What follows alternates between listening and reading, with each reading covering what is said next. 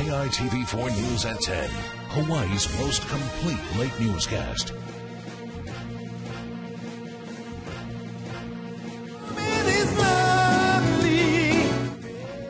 Months after a failed Stevie Wonder concert and over $1 million in expenses, the University of Hawaii's Board of Regents formally backs a plan to move the former athletics director around, and along with it, the Regents also sent out a strong message to the community. Thanks for joining us, everyone. Good evening. I'm Kenny Choi. And I'm Yunji Denise. Citing a need to put the Wonder blunder and all of its aftermath behind them, Regents took a vote on Jim Donovan, discussed the UH president appointment, and issued a statement about who makes decisions about the school.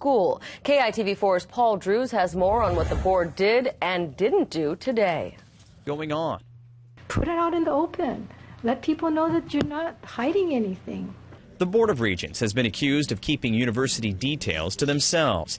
Even now, many students are still unsure of who's responsible for the concert fiasco, why the athletic director was fired, and the athletic department is now being audited.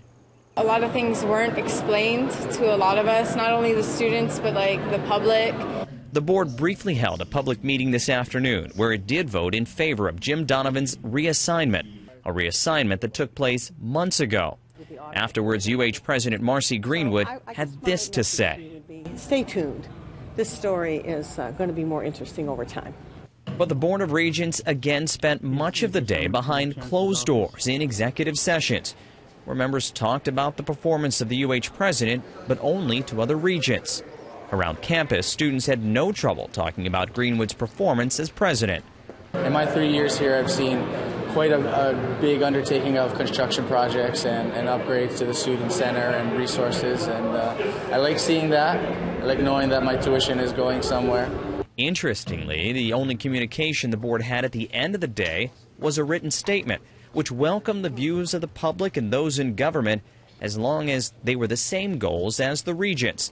They don't try to tell the board what to do. In fact, the statement said the board's autonomy will not be influenced or deterred by undue pressure from those outside or within the university system. But in this place of learning, many say the school can learn from its mistakes by listening to that outside help. Sort of the more opinions we have, the better. I think it's crucial for the school to seek, like I said, other sort of voices out there and kind of check up on what we're doing. Now, Donovan had no comment on the board's vote on his settlement. Neither did the regents themselves after the meeting. At next month's UH board meeting, there is expected to be an update on the investigation into the missing money from that failed concert. Kenny?